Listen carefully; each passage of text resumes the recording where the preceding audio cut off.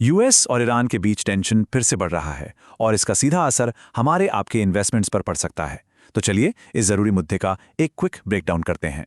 तो सबसे बड़ा सवाल यह है कि अगर हालात बिगड़ते हैं तो क्या मार्केट में भारी गिरावट आएगी या फिर ये कुछ स्मार्ट इन्वेस्टर्स के लिए एक बाइंग अपॉर्चुनिटी है। ये जानना बहुत जरूरी है क्योंकि ये गलत फैसला बड़ा नुकसान करा सकता है। तो अंत तक बने रहिए ताकि आप सही सेक्टर को पहचान सकें। ठीक है, तो चलिए मामले की जड़ तक चलते हैं। मार्केट की पूरी चाल ना सिर्फ एक चीज पर टिकी है। जी हाँ, कच्चा तेल। यूएस ईरान टेंशन का पूरा खेल इसी एक कमोडिटी की कीमत पर डिपेंड करता है। क्रूड ऑयल का रेट ही तय करेगा कि कौन सा सेक्टर हीरो बनेगा और कौन जीरो।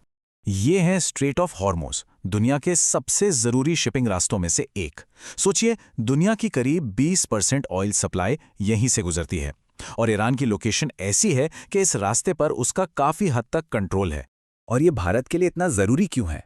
क्योंकि हम जो क्रूड ऑयल इंपोर्ट करते हैं ना, उसका 40% से ज्यादा हिस्सा इसी रास्ते से आता है। तो अगर यहाँ कोई भी गड़बड़ होती है तो भारत की तेल सप्लाई पर सीधा असर पड़ेगा। तो चलिए अब इसका सेक्टर वाइज पोस्टमार्टम करते हैं। सबसे पहले उन पर नजर डालते हैं जिन्हें कच्चे तेल की बढ़ती कीमतों की सबसे ज्यादा कीमत चुकानी पड़ेगी। यहाँ सबसे पहले आते हैं ऑयल मार्केटिंग कंपनीज यानी ओएमसीज। क्यों? क्योंकि इन्हें महंगा कच्चा तेल खरीदना पड़ता है जिससे इनका मार्जिन घटता है। फिर आती हैं पेंट कंपनियां जिनका 40% रॉ मटेरियल क्रूड से जुड़ा है। टायर इंडस्ट्री का भी वही हाल है क्योंकि सिंथेटिक रबर क्रूड से ही बनता है। और एविएशन सेक्टर, इन पर तो सीधा और गहरा असर पड़ता है क्योंकि इनकी कुल लागत का लगभग 40% हिस्सा सिर्फ जेट फ्यूल होता है। और ये देखिए, आंकड़े साफ बताते हैं कि असर कितना गहरा हो सकता है। फ्यूल मार्जिन में सिर्फ 50 पैसे प्रति लीटर की कमी से एचपीसीएल के ईबीटीआईए में 11%, बीपीसीएल में 8% और आईओसीएल में 7% तक की गिरावट आ सकती है। ये एक बहुत बड़ा झटका है। और कहानी यहीं खत्म नहीं होती।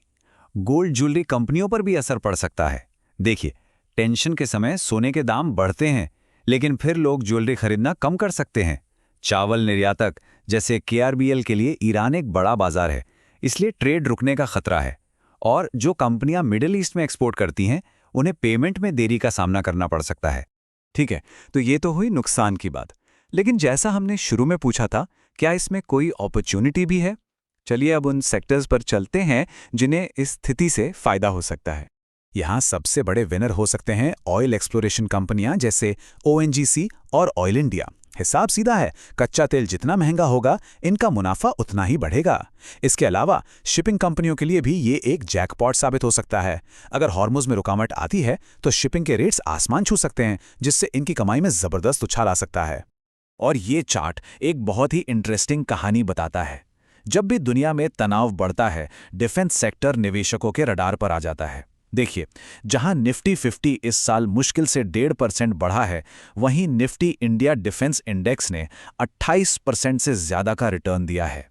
ये साफ दिखाता है कि बाजार ऐसी स्थिति में डिफेंस पर खर्च बढ़ने की उम्मीद कर रहा है। चलिए अब अलग-अलग सेक्टर्स से हटकर देखते हैं कि इसका पूरी भारतीय अर्थव्यवस्था पर क्या असर पड़ेगा। ये एक डोमिनो इफेक्ट की तरह काम करता है। सबसे पहले कच्चे तेल की कीमतें बढ़ती हैं, इससे सीधे तौर पर महंगाई बढ़ती है। जब महंगाई बढ़ती है और हमारा इंपोर्ट बिल बढ़ता है तो रुपए पर दबाव आता है और वो कमज़ोर होता है। और जब रुपया कमज़ोर होता है तो फॉरेन इन्वेस्टर्स यानी एफआईआईज भारतीय बाजार से पैसा निकालना शुरू कर सकते हैं। इसे आंकड़ों से समझते हैं। अगर कच्चे तेल की कीमत सिर्फ 10% बढ़ती है तो हमारी खुदरा महंगाई यानी सीपीआई, जो हम सबके घर के बजट को सीधे इफेक्ट करती है, वो 0.4% से 0.8% तक बढ़ सकती है। मतलब पेट्रोल से लेकर सब्जी तक सब कुछ और महंगा हो सकता है।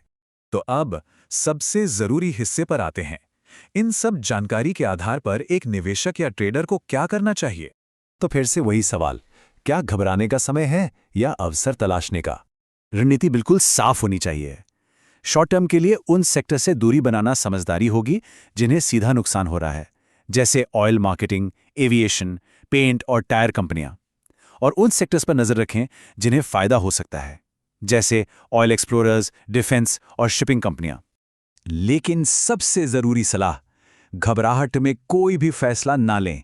अगर बाजार में गिरावट आती है तो इसे मजबूत फंडामेंटल वाले सेक्टर्स में लंबी अवधि के लिए निवेश करने के मौके के तौर पर देखें। जल्दबाजी में की गई ट्रेडिंग अक्सर नुकसान देती है। जैसा कि मार्केट एक्सपर्ट्स भी कहते हैं, बाजार में गिरावट अक्सर थोड़े समय के लिए होती है और रिकवरी जरूर आती है। इसलिए सबसे अच्छी रणनीति वेट एंड वॉच यानी इंतजार करने और स्थिति को समझने की है। तो इस पूरे विश्लेषण के बाद आपकी नज़र किस सेक्टर पर है? आपको क्या लगता है कौन होगा सबसे बड़ा विनर और कौन सबसे बड़ा लूजर? अपनी राय नीचे कमेंट्स में ज़रूर साझा करें।